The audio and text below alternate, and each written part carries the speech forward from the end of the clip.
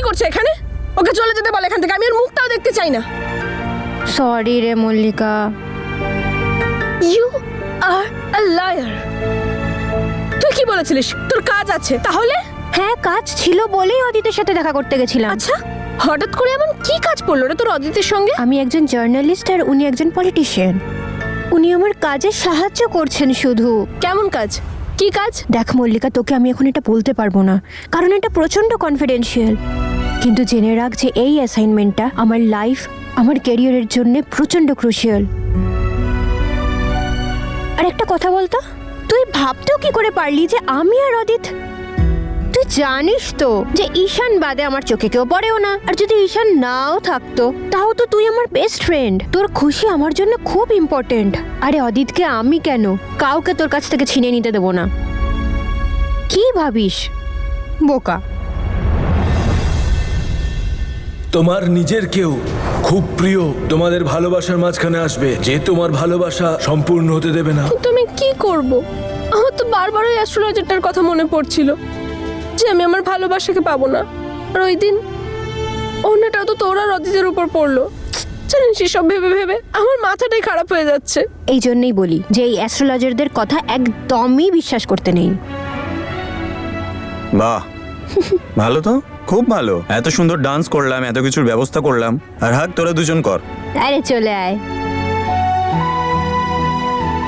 হে ওপরওয়ালা, প্লিজ এই আর্টিকেলটা যেন না পাবলিশ হয়। প্লিজ অদিতকে হেল্প করো, না হলে এই পরিবারের খুশি শেষ হয়ে যাবে, আর আমি এটা একদমই চাই না।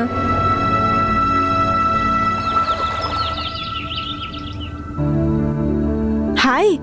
হাই নূর, হোয়াটসঅ্যাপ? আমি ঠিক আছি। কি করছো? তোমার জন্য শাড়ি দেখছিলাম, তুমি নিজেই সিলেক্ট করে নাও। এই দেখো, এটা মম সিলেক্ট করেছে। দাঁড়াও, মমের সঙ্গে দেখা করাই। মম, নূর। Hello dear. আমার প্রণাম নেবেন মা। ভালো থাকো বাবু। এই দেখো নূর।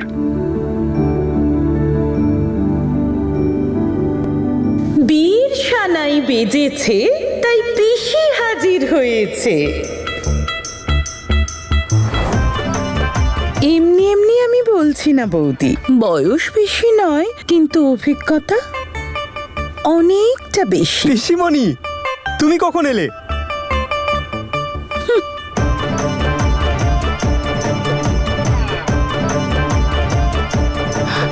দেখো কেমন লাট্টুর মতো ঘুরছে তোমার ছেলে ওই মেয়েটার পিছনে। দেখো নিখিলকে আঙুলের ইশারায় নাচাবে ওই মেয়েটা। সেরকম কোনো ব্যাপারই নেই, মাথায় করে রাখে ওকে, ওকে ভীষণ ভালোবাসে। অদিত, ওরে আমার সোনা, কেমন আছিস তুই? একদম ফিট অ্যান্ড ফাইন। তুমি কেমন আছো? আমিও ফিট অ্যান্ড ফাইন। তুমি এখানে এলে কবে? তুই যখন দেখলি। আর তাছাড়া আমার দুই ভাইপোর বিয়ে হচ্ছে, আমি কি আর থাকতে পারি দিদির বাড়িতে? তাই এসে গেছি ওখান থেকে এখানে।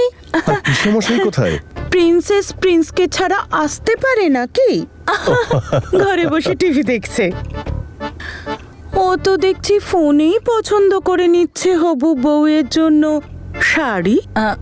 তুইও তোর বউকে ফোন কর, দেখা কেমন দেখতে। কর ওর সঙ্গে আমি তোমাকে ডিরেক্টলি বিয়েতে আলাপ করে দিই। শোনো না, আমার একটু কাজ আছে, আবার পরে দেখা হচ্ছে।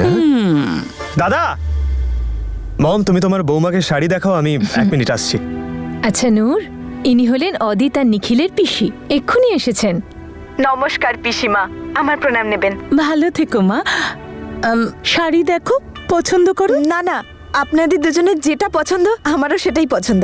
ওপরে সুন্দরী আর ভেতরে মিষ্টি ছুরি।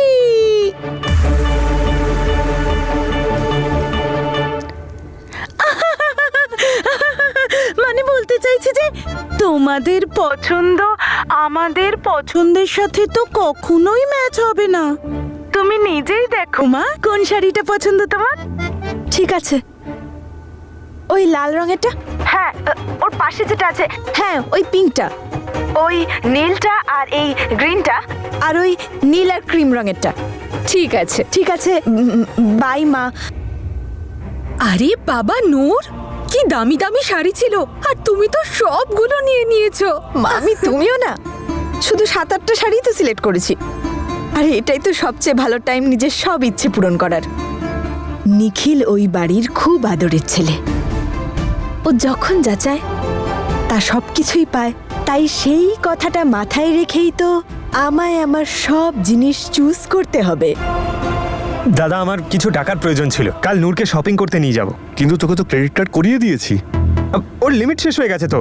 বাড়িতে দুটো বিয়ে, শপিং তো করতেই হবে আমায়। ও আচ্ছা আচ্ছা, ঠিক আছে।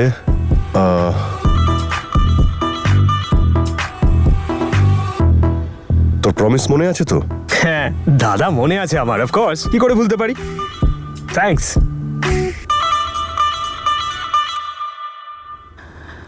আরে তুই দেখছি এখনো দাদার কাছে হাত পাতিস।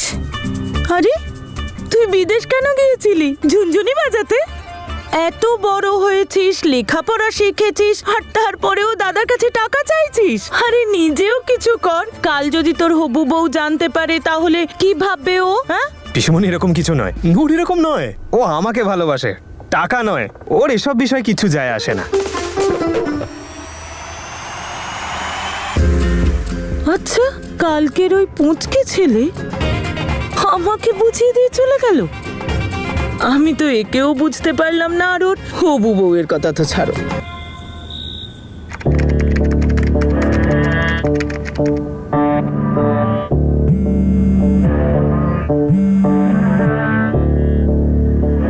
হাই অদিত, আপনার কি ওনার সাথে কথা হয়েছে? হবে না তো এই আর্টিকেলটা পাবলিশ? হ্যাঁ, ওনার সঙ্গে আমার কথা হয়েছে আর আমি কালকে অ্যাপয়েন্টমেন্ট নিয়ে নিয়েছি। কিন্তু তার জন্য আমাদের সিমলায় যেতে হবে।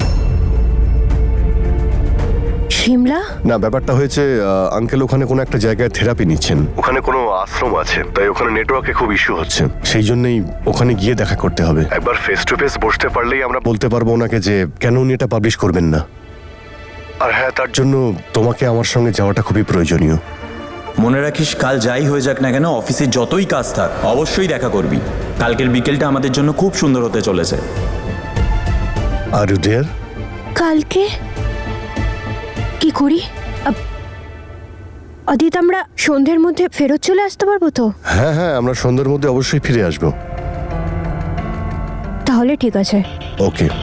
আচ্ছা আচ্ছা, নম্রতা, তুমি ঈশানকে এই ব্যাপারে কিছু বলনি তো? না। গুড, এটা তুমি খুব ভালো করেছো। চলো ঠিক আছে, তাহলে কালকে দেখা হচ্ছে। Good night and thank you once again. Good night. তবে তুমি আমাকে থ্যাংক ইউ না বললেও চলবে, কারণ এই সব কিছু আমি তোমার জন্য নয়, আমার ড্যাড আর আমার পলিটিক্যাল ক্যারিয়ারের জন্যই করছি। নম্রতা, দেখ নিখিলের মা কত কিছু পাঠিয়েছে আমার জন্য। আরে বাস, কি সুন্দর সব জিনিস। ডিজাইনারও পাঠিয়েছিল, আমার মেজারমেন্ট নিল, সবকিছু নিল। বাবা বাঁচা গেছে, আমাকে কোনো কিছু নিয়ে টেনশন করতে হচ্ছে না।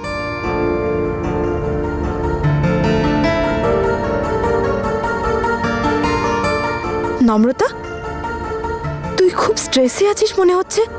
সবকিছু ঠিক আছে তো? হ্যাঁ হ্যাঁ, সব ঠিক আছে। আসলে কাজের একটু চাপ আছে। একবারই অ্যাসাইনমেন্টে সাবমিট করে নি, তারপর তোর বিয়েতে আমি 200% কন্ট্রিবিউশন করব। অফকোর্স। তুই তো আমার বোন না, কিছু তো স্পেশাল করবই না? সেটা তো করতেই হবে। আচ্ছা, এটা কোনো ক্রিটিক্যাল অ্যাসাইনমেন্ট বুঝি? তাহলে তুই কারো হেল্প নিয়ে নে। হ্যাঁ, একটা বন্ধু আছে যার হেল্প নিচ্ছে ঠিকই, কিন্তু দেখা যাক।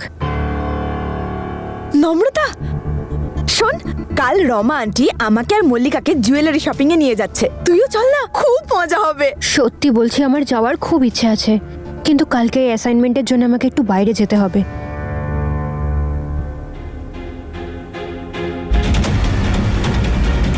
এখান থেকে বাইরে? অদিত আবার ওর সাথে যাচ্ছে না তো?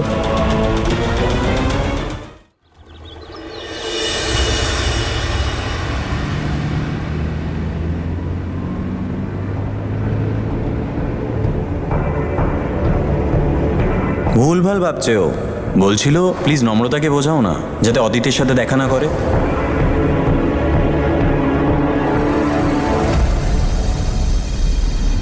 আমায় 6টার আগে কিন্তু বাড়ি ফেরত আসতেই হবে। আমরা সময়ের মধ্যে পৌঁছে যাবো তো না?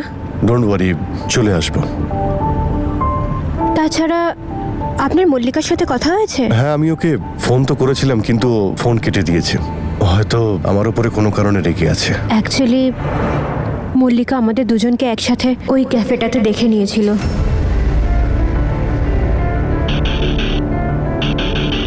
তারপর থেকে এই বিষয়ে রেগে আছে যে আমরা কেন ওকে বলিনি যে আমরা দেখা করেছি।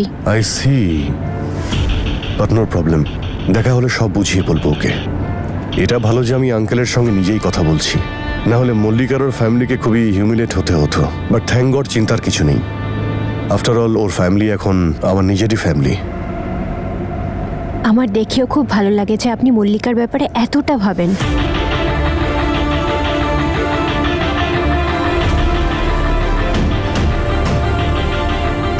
আমি শুধু আমার আর আমার ড্যাডের রেপুটেশন নিয়েই ভাবি। ব্যাস কোনোভাবে যেন এই আর্টিকেলটা পাবলিশ না হয়, না হলে মল্লিকার ফ্যামিলি ঈশানেরও খুব সমস্যা তৈরি হয়ে যাবে। ঈশান, একবার আমি তোর সাথে কথা বলতে চাই। এইটা বলবো যে আমি অদিতের সাথে সিমলা যাচ্ছি, সন্ধ্যের মধ্যে ফিরে আসবো।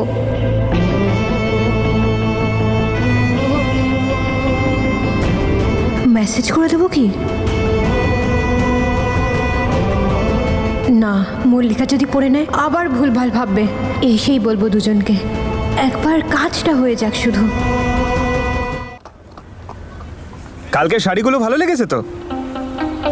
মম মল্লিকা বৌদির জন্য শাড়ি নিয়েছিল, তবে নিজের পছন্দের। কিন্তু আমি চাইছিলাম তুমি প্রতিটা জিনিস নিজের পছন্দের নাও। আমি চাই না তুমি কখনো কম্প্রোমাইজ করো। সত্যি নিখিল, তুমি সত্যি খুব সুইট। জানি না আগের জন্মে আমি কি এমন পুণ্য করেছি যে আমি তোমার মতো ছেলে পেয়েছি, যে আমার সব ইচ্ছে, সব শখ, সব আহ্লাদ পূরণ করতে চায়। না হলে আগে তো আমি কোনো কিছুই নিজের ইচ্ছে করতে পারতাম না। দাদু দিদা যা দিয়েছে তাই পড়েছি।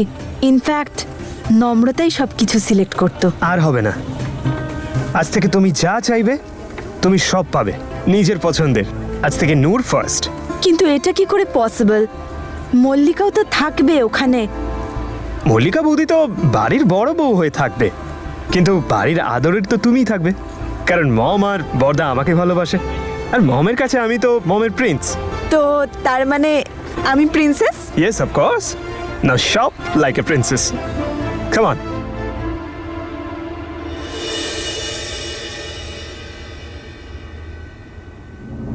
ছোটবেলায় আমার নূরের অনেক ইচ্ছে পূরণ হয়নি, কারণ সেই মুহূর্তে আমি ওর কোনো ইচ্ছে পূরণ করতে পারতাম না।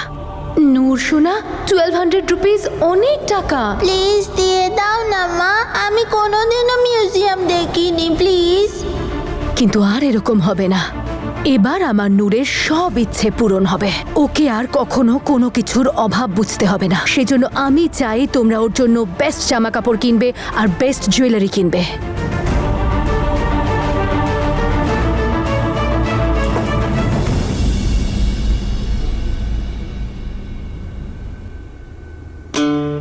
নূর, আমি তোকে কখনো ওখানে একা ফেলে আসতে চাইনি, কিন্তু আমি কি করতাম বল?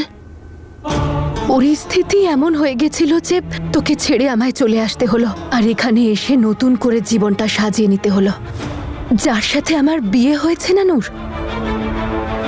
সে আমাকে তো অ্যাকসেপ্ট করে নিয়েছে, কিন্তু আমার পাস্টকে আমার থেকে আর নিজের থেকে অনেক দূরে রাখতে চায়।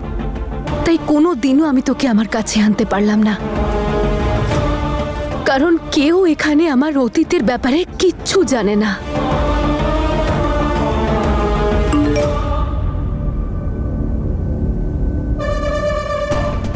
কিন্তু আমি খুব ভালো করে জানি যে আমার অতীতে আমি কত কষ্ট পেয়েছি আর কত কেঁদেছি। তনু আমার জীবনটা নিয়ে কিভাবে চিনিমিনি খেলেছে, আমার থেকে আমার খুশি, আমার সম্পর্ক সব কেড়ে নিয়েছে।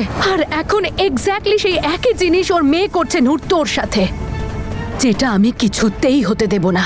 আর আমি এটা কোনোদিনও কাউকে জানতে দেব না যে তনু আর বীরের মৃত্যুতে আমার আর নিখিলের বাবার হাত আছে।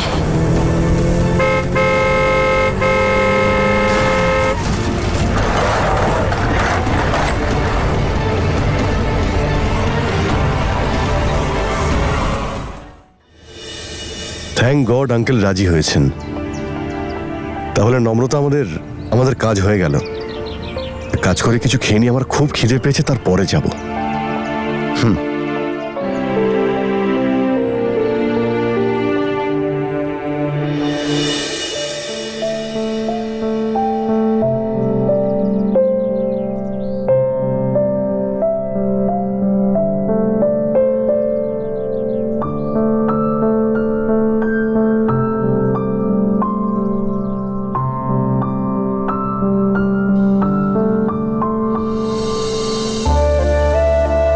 আজ 5 বছর পূর্ণ হলো আমাদের ভালোবাসার। এটা কি মিষ্টি। আমি এই পরোটাকে আর এই সময়টাকে কোনোদিন ভুলবো না। আরে স্বাদটাও। এটা স্বাদটা আর যে আমায় খাইয়ে দিচ্ছে তার হাতটা।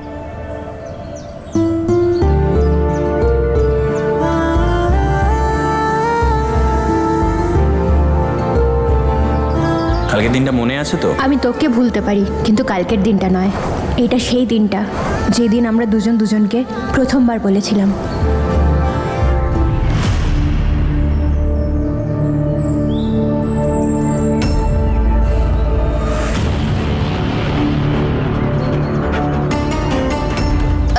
তুমি যাও, আমি ওয়াশরুম থেকে আসছি। তাড়াতাড়ি এসো।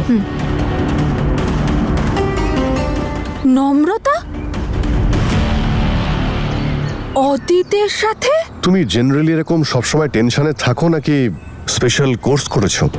না, অ্যাকচুয়ালি আমি কাজের জন্য একটু স্ট্রেসড আছি, তাছাড়া আই এম ফাইন। ওয়েল, দেখে তো মনে হচ্ছে না। আরে কাম অন নম্রতা।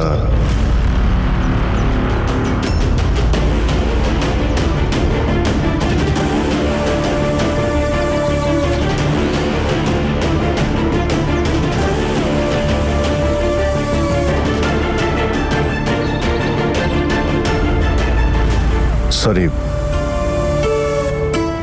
দেখো তোমার তো আর্টিকেল পোস্টপোনও হয়ে গেছে and I have to say যে তুমি খুব স্মার্টলি আর জেনুইনলি কনভিন্স করেছো আমার আঙ্কেলকে। শুধু বললেই কি আর কাজ হয় নাকি?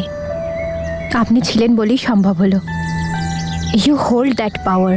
ওয়েল ইয়েস, কিন্তু হ্যাঁ, সত্যের সঙ্গ দেওয়া উচিত। ও সকলের নিউজ ছাপায় না, এবার দেখো ওর নিউজ আমি ছাপাবো। এখনই আমি বলছি নূরকে যে ওর দিদি নিজের বেস্ট ফ্রেন্ডের হবু বরের সাথে এখানে। ইউ রিয়েলি স্পেশাল নম্রতা। বুঝলাম না। সবসময় অন্যের কথা ভাবা, নিজের জন্য কিছু করো বা না করো, কিন্তু অন্যের জন্য এইখানে চলে এলে। ওরা আমার পর নয়, ওরা আমার নিজের। আর নিজের লোকের খুশির জন্য আমি সব কিছু করতে পারি। এটা আমাদের দুজনের মধ্যে খুব কমন। আমার কাছেও আমার আপনজন সবার আগে। মল্লিকা সত্যি আসলে খুব ভাগ্যবতী। আপনি হয়তো বারবার ভাবছেন যে আমি একই কথা কেন বারবার বলে যাচ্ছি, কিন্তু thank you thank you thank you thank you thank you so much. আপনি জানেন না আপনি আমার কত বড় প্রবলেমটা সলভ করে দিয়েছেন। আমি বললাম না তোমাকে, আমি শুধু আপনজনদের জন্যই করছি। আমার নিজের জন্যে, আমার ড্যাডির জন্যে, আমার ফ্যামিলির জন্যে। আমার ড্যাড পর্যন্ত কোনোদিনও তোমায় পৌঁছতে দেব না। হ্যাঁ মামি। নূর, ছবি পাঠিয়েছি তোমাকে, দেখো।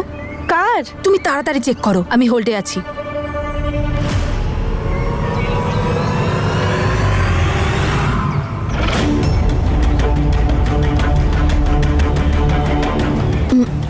এরা দুজন? ওরা তো দেখছি এখানে এসেছে। কিন্তু তুমি ওখানে কি করছো? আমি তো এখানেই এসেছি অভিরাজের সাথে বিয়েতে। তুমি কি এদের ব্যাপারে জানতে নাকি? না মামি, আমি কিছু জানি না। আর তুমিও কিন্তু কাউকে কিছু বলো না, আবার কোন একটা গন্ডগোল হবে। কোনো কাজেই গেছে হয়তো। আরে এতে যাই হয়ে যাক না কেন, সেটাই কম। আর বিয়ের আর 1 সপ্তাহ বাকি নেই, আর ও মল্লিকার বরের সাথে এখানে হানিমুন করতে এসেছে। বাই। বেচারা ঈশান, ওইটা জানেও না যে ওর গার্লফ্রেন্ড কোথায় আর কার সাথে ঘুরে বেড়াচ্ছে। আর তুমিও কিন্তু কাউকে কিছু বলো না, আবার কোন একটা গন্ডগোল হবে। কোনো কাজেই গেছে হয়তো। আরে এতে যাই হয়ে যাক না কেন, সেটাই কম। আর বিয়ের আর 1 সপ্তাহ বাকি নেই, আর ও মল্লিকার বরের সাথে এখানে হানিমুন করতে এসেছে। বাই। বেচারা ঈশান, ওইটা জানেও না যে ওর গার্লফ্রেন্ড কোথায় আর কার সাথে ঘুরে বেড়াচ্ছে। আমাদের ইউথকে নষ্ট করছিস, তোর লজ্জা করে না? ওদের ড্রাগস দিচ্ছিস।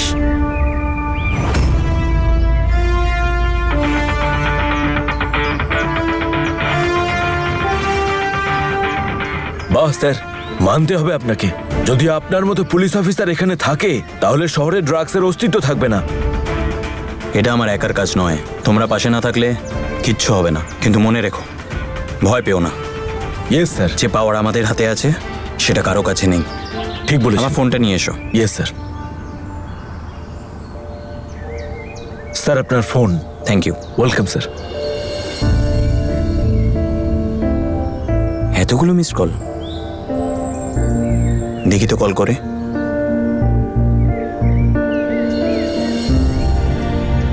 আরে দূর, চার্জ শেষ হয়ে গেল। আচ্ছা সন্ধেবেলা তো আমাদের দেখা হবেই, তখন নম্রতার সাথে কথা বলে নেব।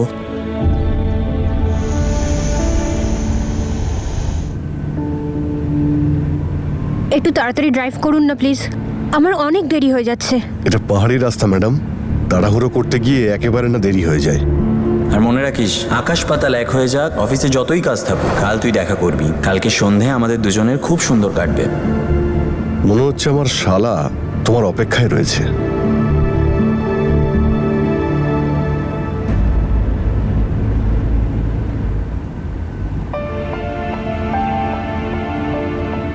আপনার কাছে ফোনের চার্জার আছে? My phone is almost dead. আমি সরি, কিন্তু চার্জার তো নেই। তুমি আমার ফোন দিয়ে কাজ চালিয়ে নাও। মাথা খারাপ হয়ে গেছে ওর। বলছিল নম্রতাকে বলো না যেন অদিতের সাথে দেখা না করে। কি ভাবছো নাও? না থ্যাংক ইউ।